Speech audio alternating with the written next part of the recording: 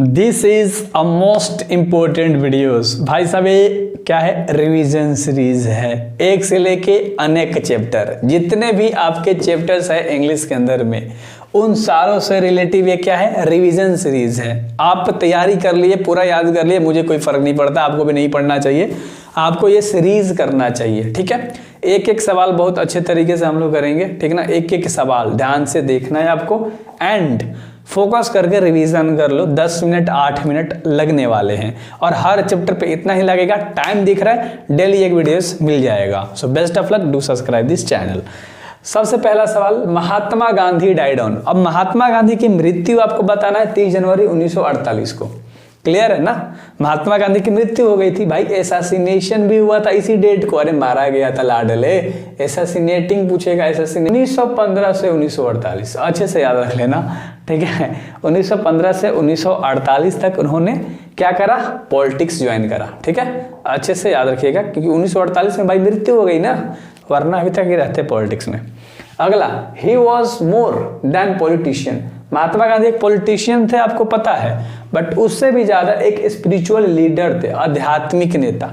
अच्छे से याद हो गया होगा, आध्यात्मिक नेता, आध्यात्मिक नेता, क्लियर है। हाँ, एक एक सवाल याद करते हुए चलेंगे, रिलैक्स रहो, हर सवाल आपको याद है तो कोई दिक्कत नहीं, रिवीजन हो रहा है। जो सवाल नया लगेगा लेकिन सारे बोर्ड के लिए इंपॉर्टेंट है भाई, ठीक है। He was popularly known as. अब महात्मा गांधी बापू के नाम से फेमस है भाई, ठीक है, बापू के नाम से फेमस है महात्मा गांधी, है ना। इन्हें फादर ऑफ नेशन भी कहा जाता है, यानी कि भारत के राष्ट्रपिता, क्लियर है ना, ये भी कहा जाता है। अगला सवाल, what is the name of autobiography. अब महात्मा गांधी के ऑटोबायोग्राफी का नाम क्या था पूछ रहा है। ऑटोबायोग्राफी मतलब अपने ही जीवन के बारे में खुद से लिखना, उसको हम ऑटोबायोग्राफी कहते हैं, है ना। तो अच्छे से याद हो गया होगा भाई, है ना। चलो, तो क्या था, माई एक्सपेरिमेंट विथ ट्रूथ, ठीक है, my experiment with truth. Mahatma Gandhi ने खुद के जीवन के बारे में खुद से लिख डाला और उसका नाम दे दिया my experiment with truth, clear है, याद हुआ।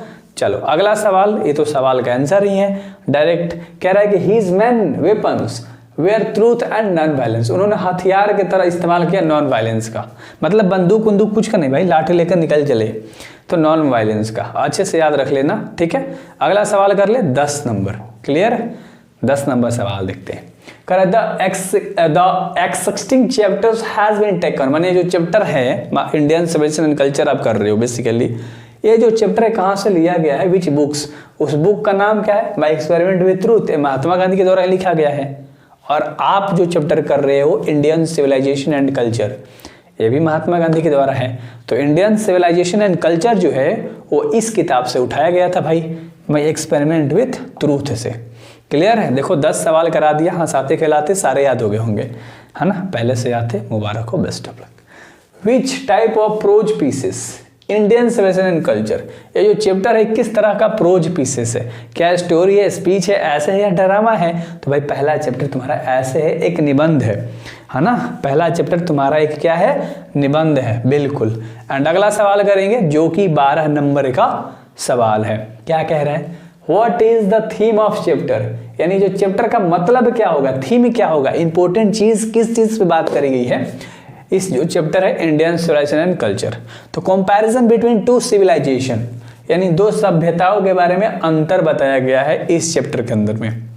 कंट्री के बारे में नहीं, देश के बारे में अंतर नहीं बताया गया, दो सभ्यताओं के बारे में, दो सिविलाइजेशन के बारे में अंतर बताया गया है, इतना याद रखिएगा, ठीक है।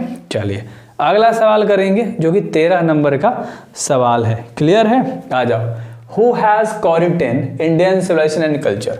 अब कौन कोरिटेन कौन है बता दो, महात्मा गांधी है, डॉक्टर जाकिर हुसैन है, इसका और भी ऑप्शन होगा क्या बता दो, महात्मा गांधी है ना। लेकिन यहाँ पर कोरिटेन नहीं होना चाहिए था, रिटेन होना चाहिए था, मिस्टेक है, टाइपिंग मिस्टेक है, यहाँ पर रिटेन होना चाहिए था भाई, कोरिटेन है, स्पेलिंग मिस्टेक है। रिटेन मतलब किसने लिखा था इंडियन सिविलाइजेशन एंड कल्चर को। आ जाओ अगला सवाल करेंगे जो कि हमारा 14 नंबर सवाल है, डू सब्सक्राइब मैन, ठीक है, देर मत करो, बहुत चैप्टर है।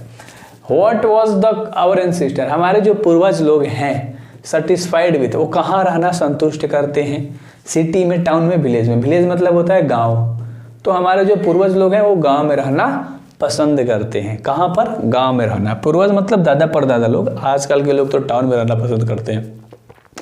क्लियर है? अगला सवाल, civilization is that mode conduct which point to man path of duty. एक इंसान का कर्तव्य ही होता है भाई काम करना, duty, main path of duty, ये लाइन याद रख लो, ये सवाल ऐसे ही याद हो जाएगा। ठीक है, आगे सवाल कर लेंगे 16 नंबर।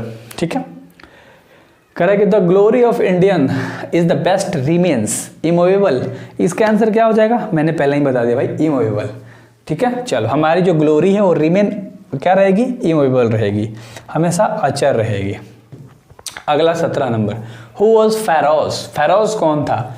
इजिप्ट का शासक था या रोम का शासक था? बताओ, रोम का शासक था या इजिप्ट का शासक था? तो इजिप्ट का शासक था, इंपेरर ऑफ इजिप्ट, यानी कि इजिप्ट का शासक।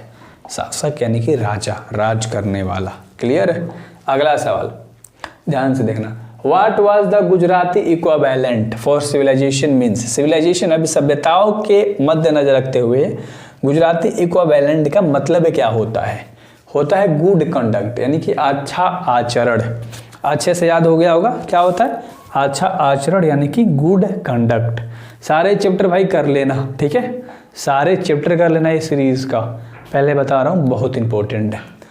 In the world Gandhi mind is a, simple है, पूरे दुनिया के अंदर में गांधी जी कहते हैं कि माइंड जो है, हमारा जो दिमाग है, वो एक बेचैन पक्षी की तरह है, रेस्टलेस बर्ड की तरह है, बुक नहीं बर्ड, है ना, बेचैन पक्षी की तरह है।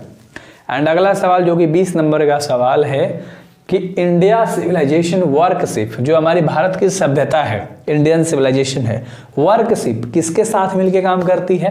फटाक से इसका आंसर दे सकते हो क्या? इमोरलिटी, अनैतिकता के साथ, मतलब उसके खिलाफ, है ना, तो अच्छे से याद हो गया होगा। एंड अगला सवाल 21 नंबर कह रहा है कि what does the western civilization propagate. Western civilization किस चीज को बढ़ावा देता है? जो वेस्टर्न सभ्यता है वो किस चीज को बढ़ावा देता है? इमोरलिटी, अनैतिकता को बढ़ावा देता है। क्लियर है? चलो, अगला 22 नंबर सवाल करेंगे। 22 नंबर, हैप्पीनेस इज लार्जली, क्या है? हैप्पीनेस, हैप्पीनेस मतलब खुशी होती है, ये बड़े पैमाने पर, लार्जली क्या है? एक मेंटल कंडीशन है, यानी कि मानसिक, है ना, समस्या, है ना, अच्छे से अवस्था, है ना, तो मानसिक अवस्था है, मेंटल कंडीशन। क्लियर है?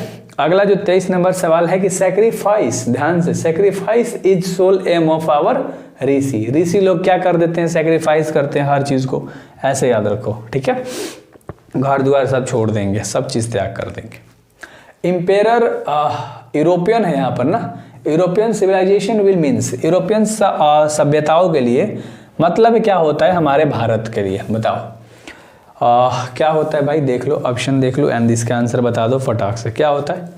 र्यून होता है। र्यून मतलब क्या होता है? अचर, याद रहेगा, क्या होता है? र्यून मतलब अचर होता है, ठीक है। चलिए अगला 25 number, Indian ethic civilization. Ethic civilization कहाँ से बिलोंग करता है? देश का बस बता देना कि किस देश से ये संबंध रखता है, बिलोंग करता है, तो एक ग्रीस ले। कहाँ से?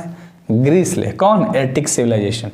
एंड लास्ट सवाल कर लेंगे ना, लास्ट सवाल, what is the golden fleece. Golden fleece होता क्या है जिसे ढूंढना बहुत मुश्किल है? सोने की कोई चीज़ होती है तो डिफिकल्ट टू फाइंड, मैंने कहीं दिया पहले ही कि ढूंढना मुश्किल है तो डिफिकल्ट टू फाइंड, इसे हम खोज नहीं सकते जल्दी। सो आई होप कि आपको ये सारे क्वेश्चन याद हो गए होंगे।